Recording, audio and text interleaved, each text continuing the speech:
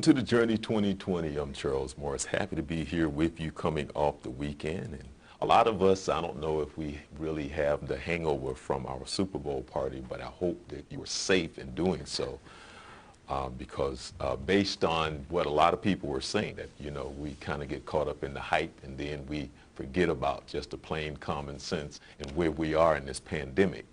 So I just hope that if you did get a chance to go and celebrate and you were part of something, I hope it was something safe and sound and using some common sense, right? But anyway, I'm Charles Morris. This is the Journey 2020 where we come to you every Monday. And we've been around since 2013, and the show started off with a friend of mine, which is his idea, Dr. Robinson, clinical psychologist here in the area of Robinson Associates. And Dr. Robinson became so busy about 3 years ago. He said, Charles, you're just going to have to try to fly solo for a while. He said at some point in time that he's going to come back and join us. And so I say, Dr. Robinson, is it really a good thing that you're so busy? So we kind of laugh about that because anyway, well, I guess so. It's a good thing that he's busy in the sense that he's working. But again, he's a clinical psychologist. Well, February is Black History Month. And I said that throughout the month of February that we're going to celebrate and we're going to recognize and really talk about trailblazers and a lot of people that maybe you know about, maybe you don't know about. So last week was a very interesting show because I talked to a gentleman by the name of Richard Huntley. And if you watch the show, he told his story about he was a slave here in Florida. And the fact that the state of Florida was the one that enslaved him. So if you didn't get a chance to check out that show, go back, it's in the archives.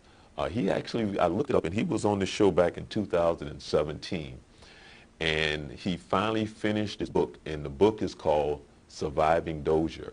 And that was the name of the school that was up near Tallahassee that basically brought these kids in, and as he told the story, and actually they're still investigating and they're still, I think, finding bodies around because there were a lot of kids that disappeared. So that was last week because I want to highlight him as we talk about our history. And there's something that I always say, and that is when you listen to our history and when you listen to just stories in general, it's amazing the things that we come up out of. And we're still able to bloom and blossom. And we're still able to be a blessing. We're still able to smile. We're still able to do so many great things despite of. That's a wonderful thing. And the mercy and the spirit of just being humble and understanding and knowing where your true blessing comes from. And for a lot of us that we're able to let go of a lot of this stuff that we come up out of, it's a wonderful thing. Well, that brings me up to today's show. And for those that are not in the area, well, sit back and you're going to learn something today because I am actually in the town of Eatonville. And you go, well, Eatonville, well, what's Eatonville? Well, here to tell us about Eatonville, and she was on a couple of weeks. She's actually been on the show before, and that is NY Nathiri. Welcome to the Journey 2020 again. Thank you so much for having me back. Yeah, you know, I learned so much recently, more than, well, I mean, you think that you know, but you don't know until I heard you talk about your mom and your family history. And so with your family history, because I'm originally from Jacksonville. And so as you find out about Eatonville and all these things over the year, but then I found out more after the passing of your mother, and you spoke, and I found out how your family was involved in part of Eatonville itself. I did not know that. Yes. So I wanted you, for the people out there who knows very little or know nothing about Eatonville, to come and share the history of Eatonville with us. So where do you want to start? Because we have some pictures, but I want to go back. Mm-hmm. Can we go back? Let's go back to the beginning. Right, to the beginning and the whole concept and how that came to be. Absolutely. Well, when we think about Eatonville, we actually need to think about Maitland, which is the town just to the west of Eatonville. Mm-hmm. One of the things that we know about Florida after the Civil War, and what we call Florida was the frontier in the South. You know, people talk about going west and the frontier of the far west. Well, Florida was a frontier as well, and in 1880, in the early 1880s, Florida was a source of land speculation. Mm-hmm. People talk about the flagler. They talk about plant. These are white men who were known for developing Florida. The railroad was developed by Flagler, but of course built by black muscle. And in the northeastern part of what is now Orange County, Winter Haven, a place where Northerners came to enjoy warm weather in the winter. Winter Park was established, incorporated in 1883. Maitland was incorporated in 1885, and Eatonville was incorporated in 1887. What we know about the establishment of Maitland was that black people were really instrumental. They were an essential part of that incorporation.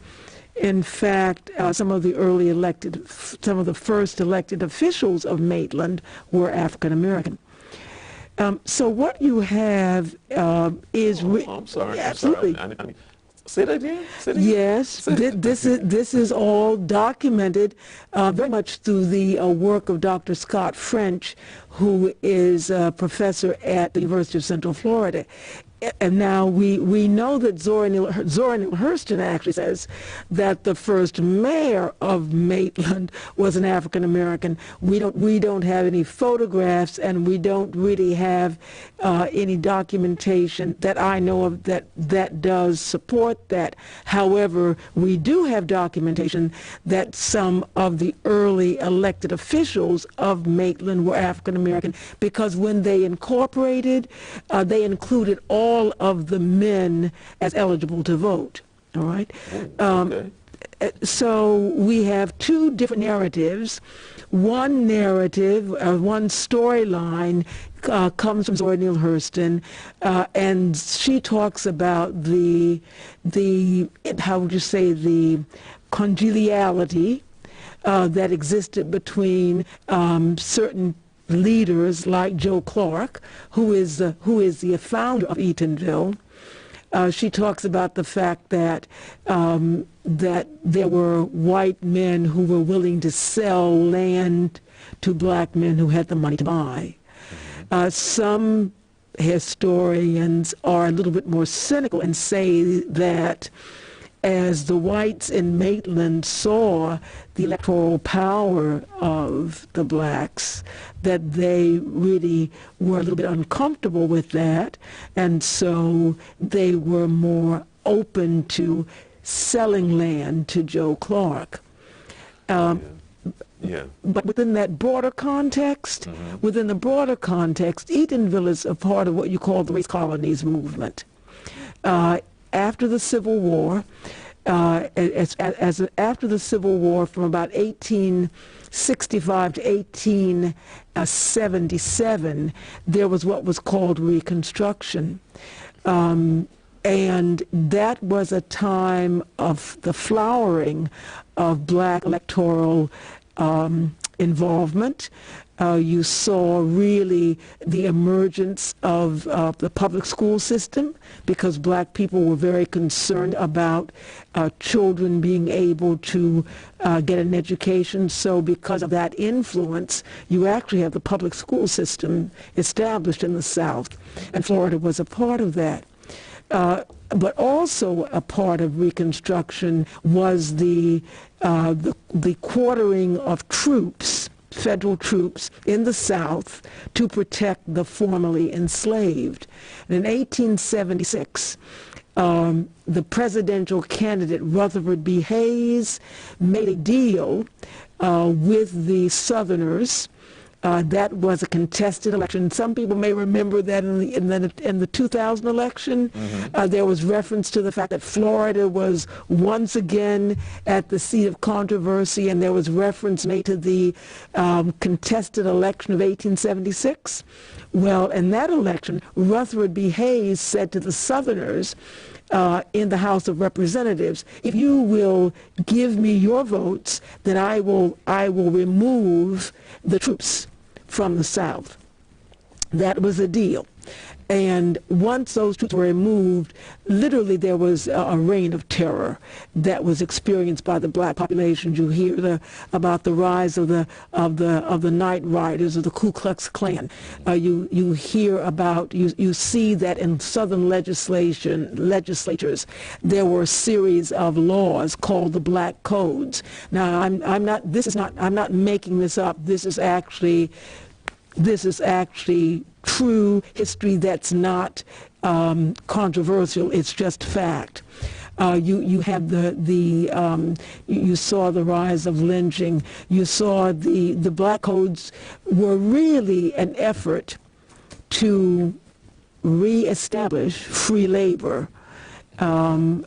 And you see the beginning of the chain gang, the penal system, where black men were incarcerated and they had indeterminate sentences. You got out when the boss let you out. You might get out if you had in other words, if you hurt yourself so that you couldn't work, or you might just die in prison.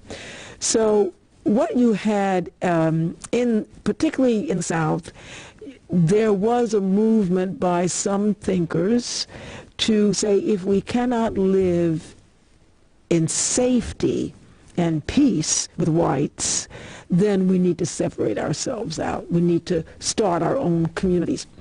And this really was a part of, as I say, what was called the race colonies movement.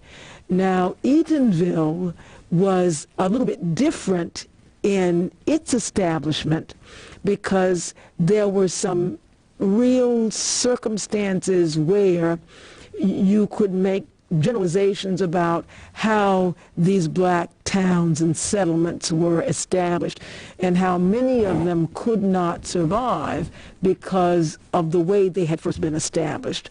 Case in point, the railroads were being developed going west, and what some of the black settlements did was to follow where the rail heads or where the rail lines were supposed to be laid.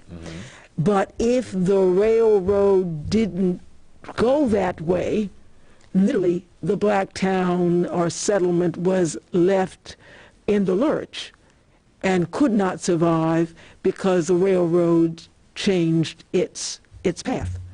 Another example might be what is said about in Mississippi, the ancestors, the descendants of Jefferson Davis, for example, gave some land, what they called the land, they didn't think anything could be grown there, just land that was not in their eyes worth anything, so they gave it to the black people. And then when the black people got it to be productive and valuable, the whites took the land back. Well, of course. So yes, you see, of course. So I'm saying that not all of these black towns and settlements had the ability to survive. And then, of course, in the early 20th century, you have the example of the Tulsa riots. And later you have the example of Rosewood. Even in the 1910s, I believe, Ocoee riot. In other words, when you saw a consistent pattern of, as black towns and settlements prospered, whites, out of group envy, literally destroyed them. I mean, there's no other way around it. You know, they just destroyed them. So Eatonville has had, since 1887, uninterrupted and no racial violence in terms of its establishment, its incorporation. I don't want to break your concentration. Mm-hmm.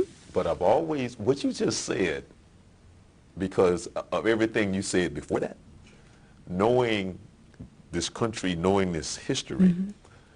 I've always wondered that. Why do you think that is? Why it is that Eatonville has been able to survive? Yes. You know, I have, as I've gotten older, I have really marveled about that myself. Okay, no, seriously. And so, because, of course, Zora Neale Hurston covered the Ocoee riot. Now, today, we in Eatonville, or this part of Orange County, we can get to Ocoee in probably 25 minutes because of the roads. Right. Okay.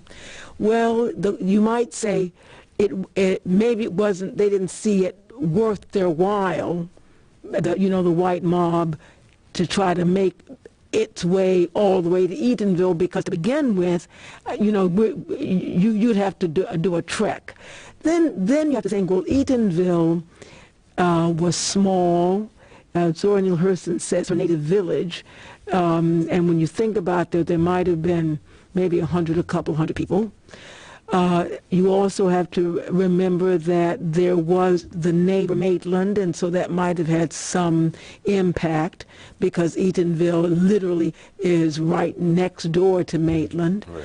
You also have to realize that the people in Eatonville had guns. I mean, because in the country, you know what I'm saying? In other words, so there might be, distance and convergence. Of course, we can say the grace of God, but the point is, that Eatonville. And Eatonville was not just, how should I say, in other words, Booker T. Washington in 1906, and for people who may not be familiar with that name, Booker T. Washington established the Tuskegee Institute in Alabama. He really was the national Negro leader. Right. Recognized. He was an economic and social powerhouse. He recognized Eatonville as a thriving business community. There was what was called, I believe, called the National Negro Business League, and there were conferences, annual conferences. So Eatonville had enjoyed a nice reputation as a community where Negroes could prosper. And so it's in that backdrop, the Hungerford, the historic Hungerford School. Right. I wanted to throw this up real quick. Yes. You're talking about that. As you can see, as the Booker T. Washington, the Eatonville makes another round in our history there. You're talking about Booker T. Washington visit Hungerford, and you're going to have to, as we talk about this, I just want, because you make reference to Booker T. Washington, but the Hungerford School, we're going to have to talk about that. But I just wanted to show that because Booker T. Washington just plays such a prominent role in so much development when it comes to our history, So I'm sorry. You. In other words, what you had really in this period of time, let's say the late 1880s to about 1914, you really see a flowering of these black towns and settlements, and you see the impact of Booker T. Washington and Tuskegee Institute. He sent Washington, sent people to Grambling, Louisiana, to establish that community. Mount Bayou, Mississippi has a direct relationship to Booker T. Washington. Of course, Eatonville, the Hungerford School, was established on the same premise as Tuskegee Institute. Anybody who sees photographs of the Hungerford complex, and it really was a complex. There was a dairy farm, there was a chicken farm, and hogs and timber. I want to try to walk through this because of what you gave me. Mm-hmm. Because here you can see it says in 1905 it said it grows to 280 acres. That's larger than the town itself. Larger than the town itself. Mm-hmm. itself. And then it says in 1912. It says here, Booker T visited Hungerford as part of the Florida Grand Tour. Mm-hmm, mm-hmm. And let's see here, 1912, 300 acres of Hungerford campus school makes up 62% of the town property. That's exactly right. And then let's see here, let's see. It says from 19... there you see that campus. Mm-hmm. I mean, that really was a complex. And you see, you're talking about the lumber mill, you're talking about the gardens. And one of the things I had the opportunity after the first annual Zora Neale Hurston Festival to compile and edit a book on Zora Neale Hurston in Eatonville. And I came upon these photos of these boys, male students, on tractors or in the, feeding the chickens, and they had on white shirts and ties, and I smiled to myself because I thought, why in the world are they out on tractors and they're, in their, you see them in their, and that's because in the mornings they went to school. And in the afternoon, they did their chores because the Eatonville, the school, the Hungerford School, was based on the Tuskegee model. And that is, the people built that school. They made the bricks, they built their school, and they were self-sufficient. The faculty, the teachers, and the students, they grew their crops, they raised their hogs, they raised their chickens, and so that's what you see here with the Hungerford model. Yeah, it said in 5051, Hungerford trustees entered into the negotiation with the Orange County to sell the 200 and to convert into a public school. That's right. You're touching an open wound. You're touching an open wound. Okay. Because the people of Eatonville mm-hmm. gave the land to Orange County Public Schools for, quote, the education of Negro children. All right. The people of Eatonville were they knew the importance, the significance of education. They gave 280 acres of land. Do you hear G-A-V-E, as in give? The Orange County Public Schools only had to provide education for Negro children. Now, I say that's an open wound because today, 2021, and even going back further, we'll come back, say in the late 1990s and 2000s, Orange County Public School Board proposes to sell the land. Sell the land. And even as my older colleagues tell me, Eatonville really has never gotten anything from Orange County. Each time that Eatonville has wanted to do something with a portion of that land, for example, the Denton Johnson Community Center, the government of Eatonville had to buy that land from Orange County Public Schools. buy the land which was originally given to them. And now today, even as we look at the possibility of Orange County Public Schools is selling the land, not having it revert back to the people of Eatonville. So I say that it is it's an ethical situation. It's a situation that really begs for redress because it just doesn't sit well that a town that gave land is now seeing it up for sale as opposed to being sent back, even in the form of a land trust. So that's why I say that,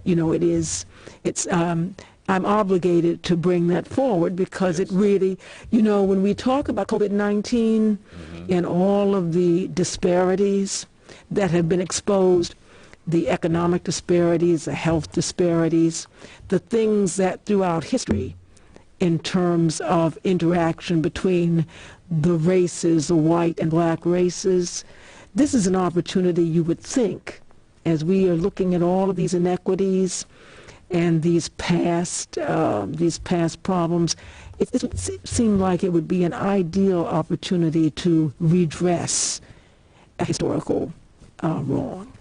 I'm going to back up for a second, because here's the bigger picture of what we were talking about earlier.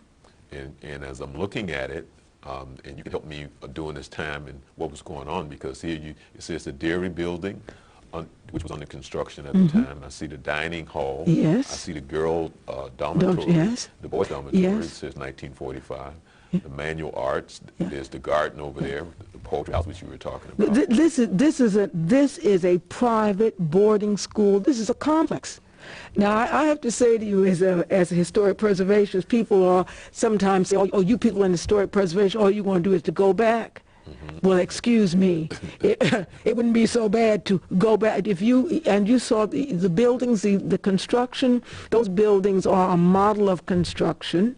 And so what I'm just simply saying to you is this represents a flowering, I would say from 1887 to probably about 1950. This is a flowering of Eatonville in terms of not just the educational system, because this was now a private boarding school. That meant that the students from, I believe, 8th grade forward they stayed on campus. They stayed on campus, and the families, these were children who came from all around the state and sometimes outside of the state, because their parents were, and many times, what we call in service, in domestic service. But their children were able to get a first class education. That meant that they were able to learn how to work with their hands, bricklaying, cabinetry.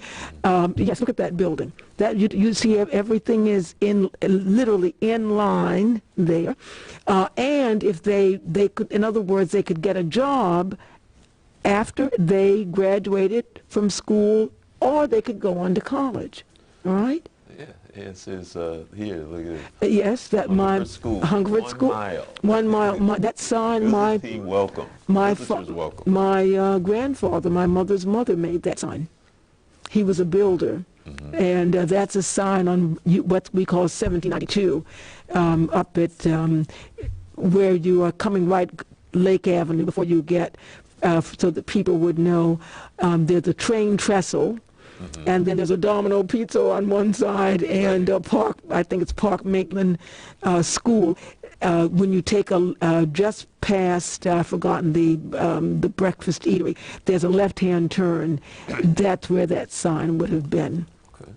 Right, another school, another building.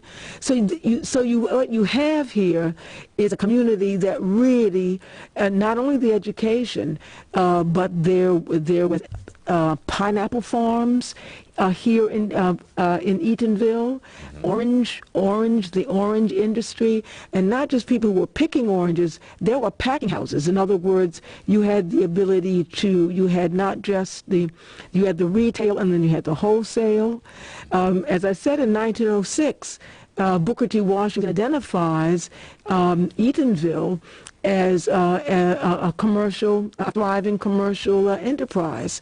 So this is this really is the heritage of Eatonville, and then combined now with the cultural work of Zora Neale Hurston and the stories that she collected and used as a basis for so much of her storytelling. Eatonville is known as today as a literary destination. In fact, you see another photograph there. When Zora Neale Hurston wrote her classic, Their Eyes Were Watching God, some white critic actually thought that Eatonville must have been made up. It couldn't. How could there be a town, where quote unquote Negroes were governing themselves? But yeah, it really, when you think about the Eatonville of yesteryear, you cannot help but be proud of the community as a representation of what our people, the people of African ancestry, when given the opportunity or when they seize the opportunity to show what we could do in terms of community building and self-government. Yeah, I'm looking at this picture, and there's a lot of people. Oh, yes. There's a lot of people in this picture. To be honest, I had no idea. You're sharing with me things that I had no idea about about Eatonville. Look at all those students. Look at all, and that is in the I think it's the 1950s. You can see by the style. By that time, it was a public school, and you had Eatonville. Now I can remember hearing Mr. Leroy Fillmore, who was living in whose family was from Apopka. See, what happened is Eatonville. You had Jones High in Orlando. Right. You have Eatonville. You have Hungerford in Eatonville, and so you have the people in Winter Park, in Apopka. In other words, what I would say is west of 1792, coming to Hungerford High School, Biden's Hungerford High School.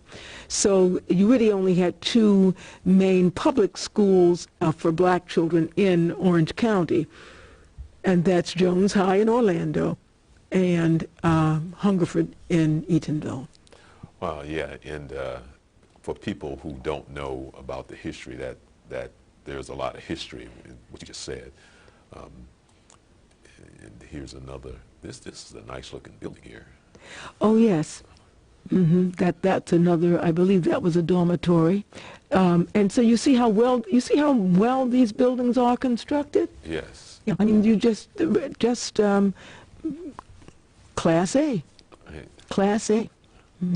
Now, but when did Eatonville started to change? What happened that it changed, and I can kind of say all of this went away? Well, and I will tell you, I believe this is, as a little girl, I remember one of the final buildings being on that campus. I would say that you probably are looking at the 1950s.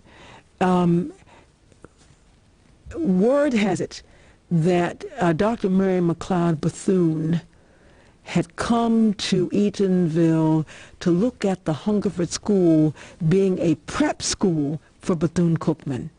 All right? Oh, wow. Absolutely. Things really, you could have imagined things being considerably different if she had been able to secure that deal, because in 1954 is when the land was given on to Orange County Public Schools. My understanding that in that 1950-52 period of time was when she was exploring. Well, you could say that, for example, the Hungerford School relied upon donations, mostly from white philanthropists, northern philanthropists. Right.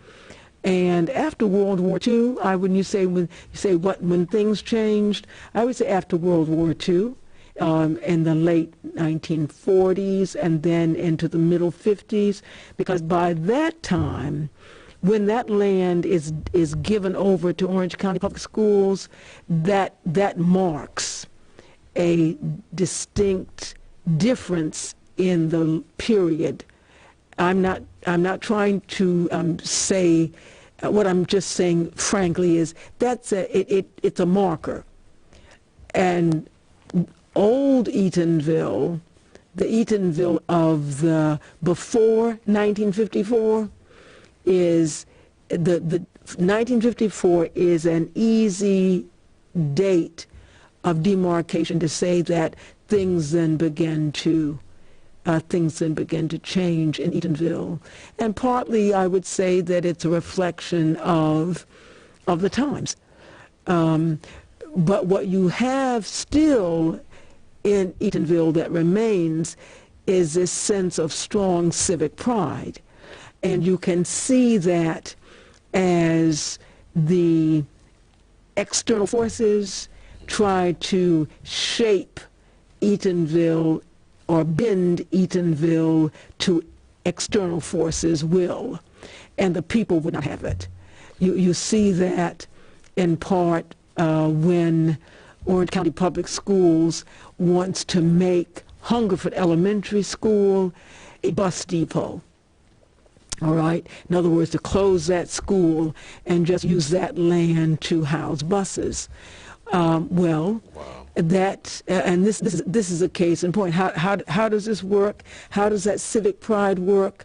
Well, you know, public meetings have agenda items, and as they say, wouldn't you know, the agenda item to have the school board determine whether or not it was going to make the Hungerford School a bus depot. That was late on the agenda.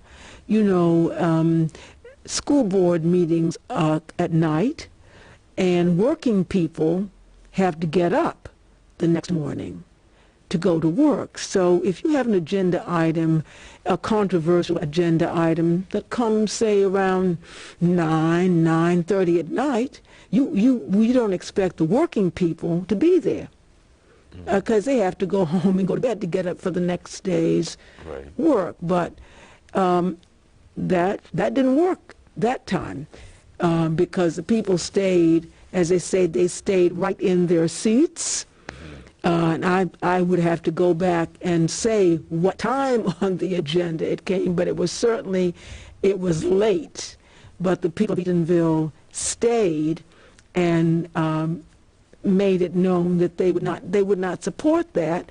And of course, public officials, no matter who they are, if they are confronted with people who are adamant and who have sound reasoning, typically they have to step back. And so the people of Eatonville saved the Hungerford Elementary School. Hungerford school education has been just such an important part of this community. It's one of the bedrocks. It's one of the things that when we even say the Association to Preserve the Eatonville Community, we say that the E in our initial is educational excellence. And over the years, we have established, people in Eatonville know they can trust PEC to really advance academic excellence on behalf of the children. And that simply is in keeping with the love of learning that is present in the Eatonville community historically.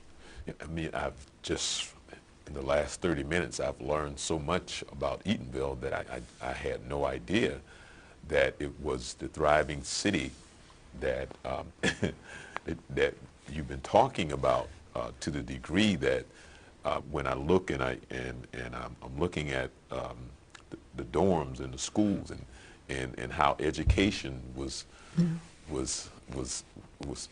just a prime idea of the city. I'm sitting here and I'm just trying to process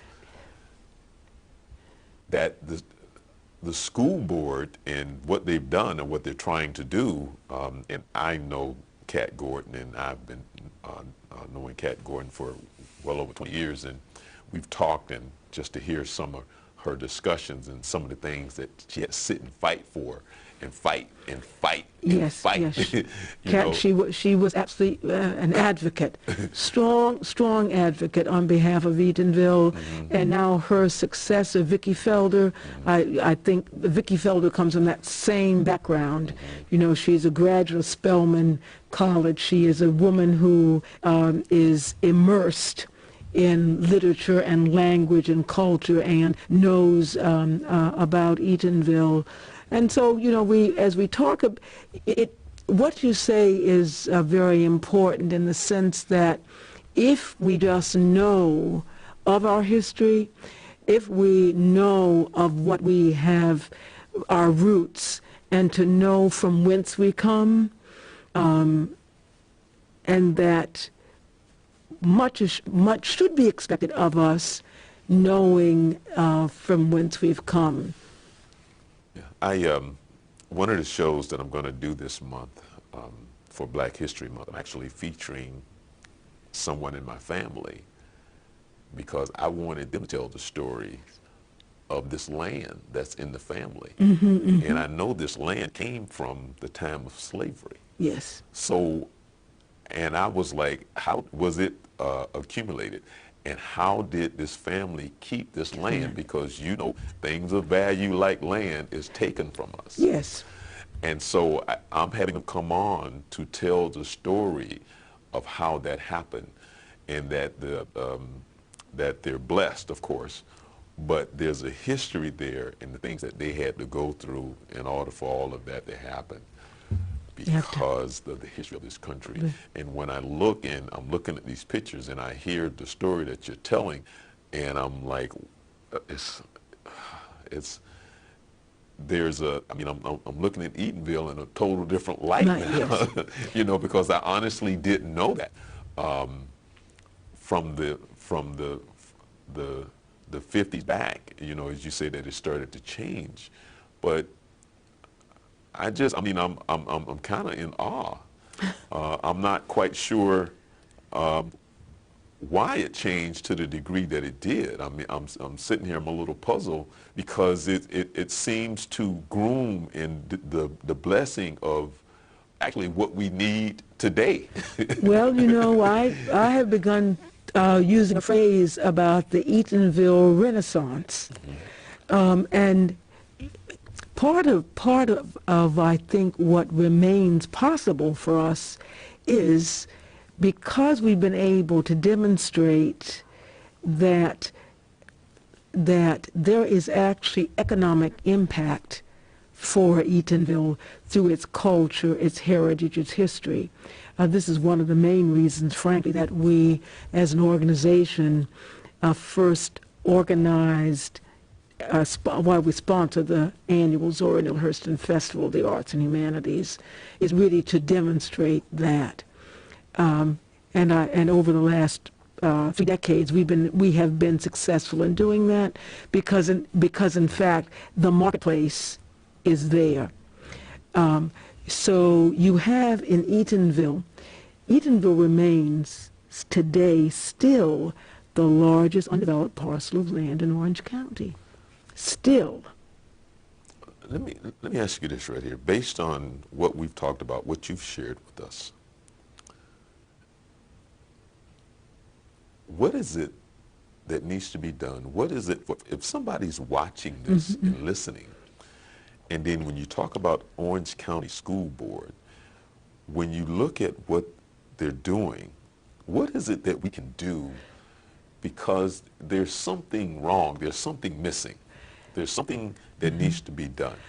Well, what is it that, if somebody's going, what can I do? How can I make sure my voice is heard through Orange County Public Schools or something? I would say that as we begin, as this is Black History Month, as we have to look at the situation as it is right now. The land is now cleared. all the old buildings that were the ones, when I say old, even the ones that were part of the school from, say, the 1950s and forward, those have all been torn down. Okay, so the land now is a blank slate. Our organization has always advocated for what's called a mixed use. The town of Eatonville needs tax base, all right? And the parcel of land that fronts I-4, that is a commercially viable, it says for market value. We see the other land as ripe for the Zora Neale Hurston campus for the arts, the humanities, and the sciences. We're talking about a model where we really, in collaboration with partners, really develop what we call the legacy of the land, to honor what the land has brought and is capable of producing. And so as we build that case, there are some minutiae. At one point, there was what was called an RFP when the Orange County Public Schools issued a call for proposals to people who wanted to purchase the land. That's why I come back, Charles Morris, to this discussion of what is appropriate ethically, how Orange County Public School Board could right a historic wrong. The most desirable thing would be for people to lobby for Orange County Public Schools not to sell the land to anyone, but to have it revert in a trust to the town of Eatonville, so that the kind of development that could occur. For example, Eatonville is a nationally significant community.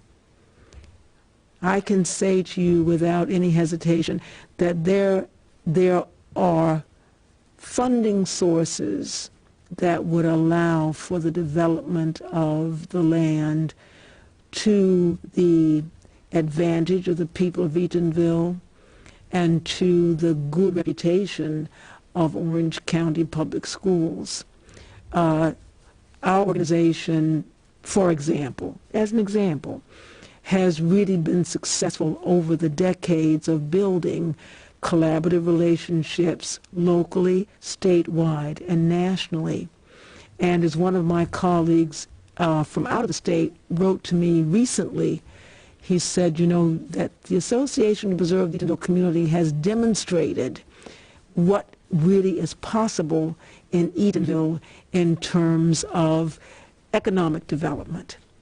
So I would invite anyone who sees this program to reach out to us. We're at 344 East Kennedy Boulevard in Eatonville, 32751.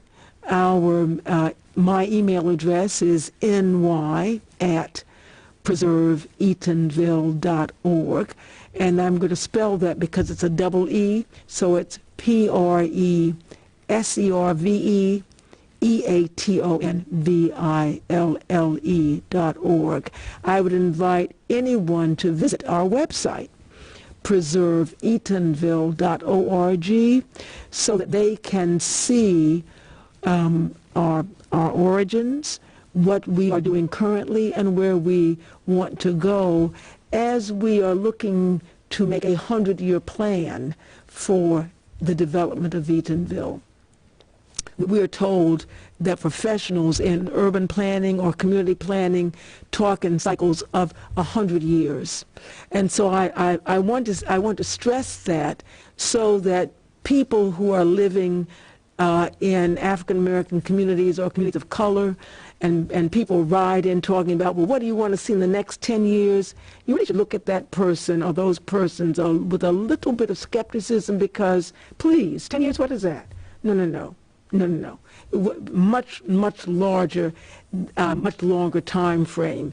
Either whoever is saying that doesn't know for real, or thinks that you don't know anything for real. Right. Wow. it's just so amazing to hear as I'm learning more and more about Eatonville. I know this year was a challenge for you as far as the Zora Festival, and for those who are watching for the first time, won't you tell us a little about the Zora Festival? Well, the Zora Festival really was developed out of a need to help the decision makers in Orange County and our neighbors understand the significance of Eatonville. As you and I have been talking this evening, and you have marveled at Eatonville and what it represents as a historically significant black town, without a doubt, the decision makers, and I'm speaking now about the Orange County Board of County Commissioners, had no idea of the storied history of Eatonville. And so in 1987, they determined that they were going to 5-lane, the 2-lane road that is Kennedy Boulevard in Eatonville and Lake Avenue in Maitland. That they, as a matter of fact, the then chairman of Orange County Board of County Commissioners, Tom Dorman, made a statement that sometimes some communities had to make a sacrifice so that the larger community could prosper. All right? In other words, y'all in Eatonville, just get ready. You're just doing something for the good of the order. It's too bad that you're going to have to give it up, but hey, it's your turn. Right. Right?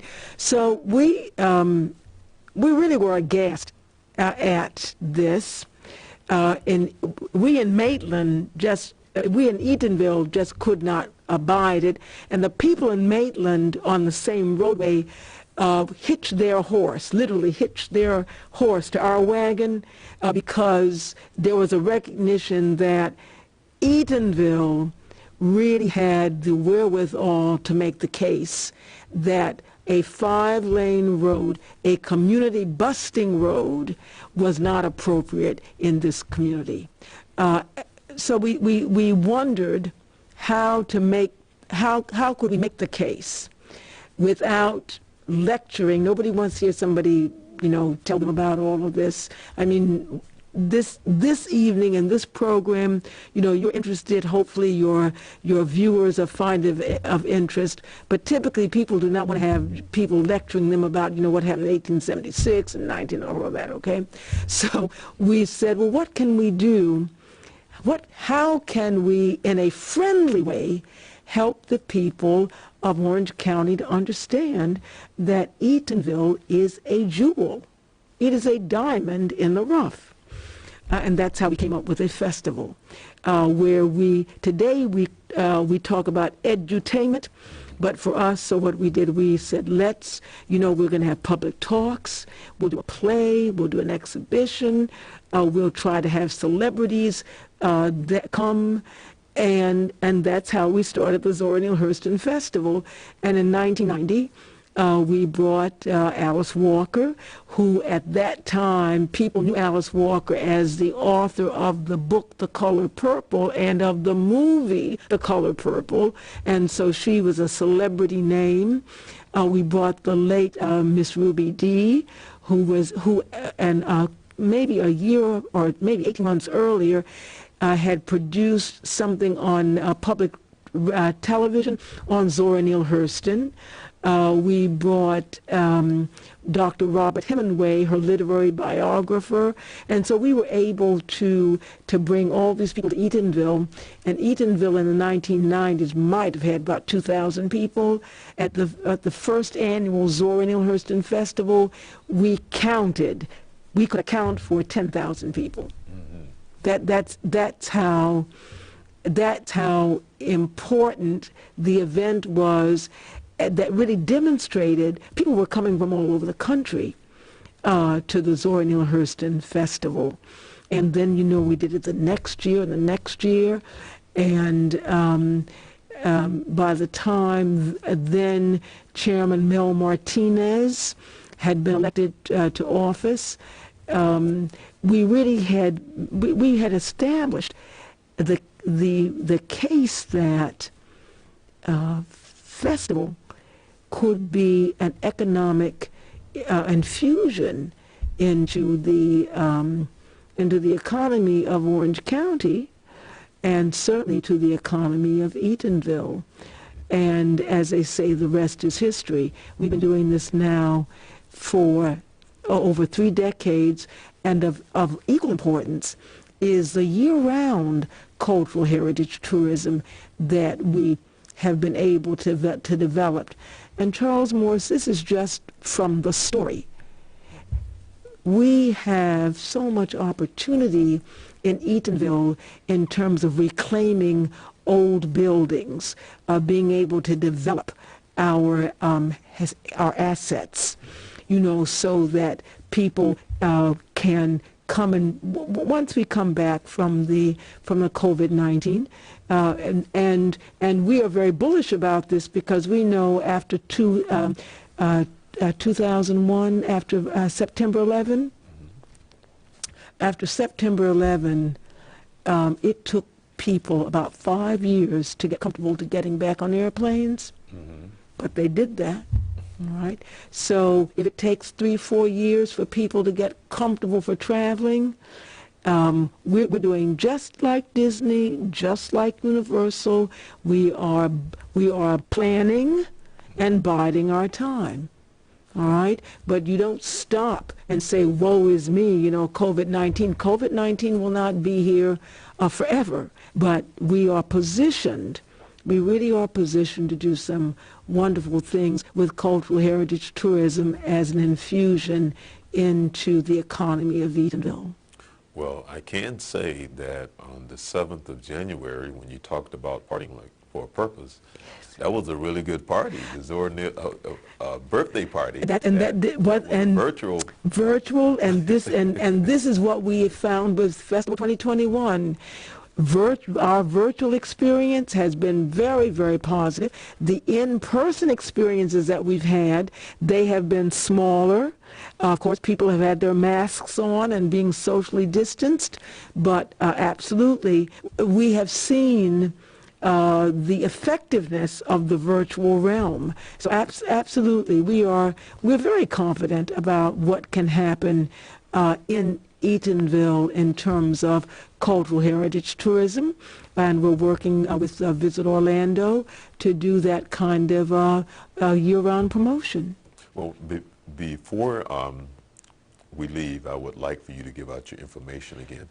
Sorry, I apologize for not getting in ahead of time so I could put it up on the screen, but I would like for you to give out that information again so Absolutely. people would be able to contact you and go to the website so that you can really see the nuts and bolts of how we work as an historic preservation organization year round, day in and day out, and that is www.preserveeatonville.org, and that's PRE, S as in Sam, ER, V as in Victor, EATONVILLE.org.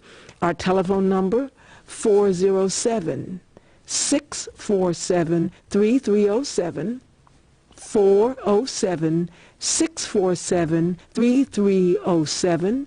We have a Zora Neale Hurston National Museum of Fine Arts. You know, you and I have only scratched the surface of all that is a part of what we do here with Preserve Eatonville Community. But again, that telephone number is 407-647-3307. We're open Monday through Friday from 10 a.m. to 4 p.m. at 344 East Kennedy Boulevard in Eatonville, and we're open Saturdays from 11 to 2. Cynthia Haywood is our docent on duty. Again, you can reach her at 407-647-3307. You can shoot me, as they say, shoot me an email at ny@preserveeatonville.org. You know what we never talked about? What is that? We never talked about the Zora Neale Hurston stamp. Oh, indeed. You know, we never talked about the stamp. Listen, that's like the stamp. Yes, indeed. That represents probably, maybe a good from 1988, 1990 to about 2000. I think this 2003. Then Congressman, oh dear, remind me, please. Brown, Corinne Brown, who was our congressman, fought to get this stamp adopted, and in 2003, we unveiled that stamp at the Zora and Hillhurst Festival that year. So yes, indeed. All right. A lot of history here. Eatonville is we want to recognize here during the month of February.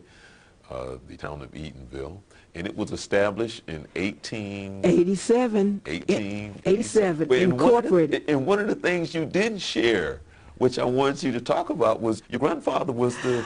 Well, he was a mayor, but listen, you actually, I could tell you, we could take all 4 of your Black History Month programs to talk about segments. But I will say this: we are starting a podcast. I cannot miss this opportunity.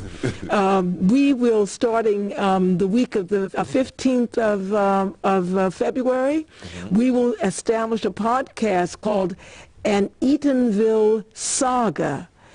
An historic Black town struggles to survive and prosper. And so, yes, that will be a podcast where we really recount the past, the present, and look towards the future. And that will be, we start season 1. Season 1, the week of the 15th of August. Okay. An Eatonville Saga. Okay, in 45 seconds, give me something on your granddad. Tell me something about the mayor of Eatonville. He was one of the early mayors of Eatonville, and he and the principal of Hungerford School, they actually joined together to make the relationship between the Hungerford School, the private boarding school, and the town itself more close. Okay. Well, thank you so very. And then again, I said, if and when you ever want to come on, I'm always you have an open invitation because I know that I'm going to learn something and that you're going to educate me, and that I'm still in awe of what I saw earlier, and now my perspective of Eatonville is even more so. It's just like, wow, I had no idea that Eatonville was Eatonville the way Eatonville was Eatonville. I had no clue. But now, it's just like, wow. Wow. So with that being said, you have an open invitation, and again, we'd love to hear more about Eatonville and its history. And thank you for your passion. Thank you for what you're doing. I know you have made a difference, and that the town of Eatonville, you can't put a price on your spirit and what you have in your heart and what you have to give. So 1,000 times over. Thank you so much. Thank you so much for such kind words. But they're so true, and that we want to thank NY Nathiri for being here. And again, all month long, that we will be celebrating and recognizing people here on the Journey 2020 for, I call them trailblazers, people who have made a difference. And like I said, there's a story coming up in my family, some land that goes back many, many years ago, and we're going to talk about how they lived off the land. And I have a cousin who told me that at the age of about, I think, 18, he walked into a store and saw food, and he flipped out. Because he said he didn't know food come in a can. He didn't know. He was like, "Whoa, what is this?" So he's here to tell that story, and the family is there to talk about how the land came into the family and how they kept it. So that's up and coming as well. And I have another gentleman who also talks about and been doing this for over 20 plus years, and I told him that I would have been more of a child that was into my books, because what he did was he created books of people of color, so these little kids that are coming up in first, second, and third grade can pick up these books and relate to, yes, people that they're reading about. And I was like, boy, if that had happened when I was in school, it would have made a big difference. And he's an educator, and he's been doing it for well over 20 years, and this little character is called Cornbread. So we're going to highlight him as well. So all of that is coming up on the Journey 2020. And thank you for taking the time to bless us, and be safe, and everybody be wise. And this is the Journey 2020. Enjoy the rest of your week.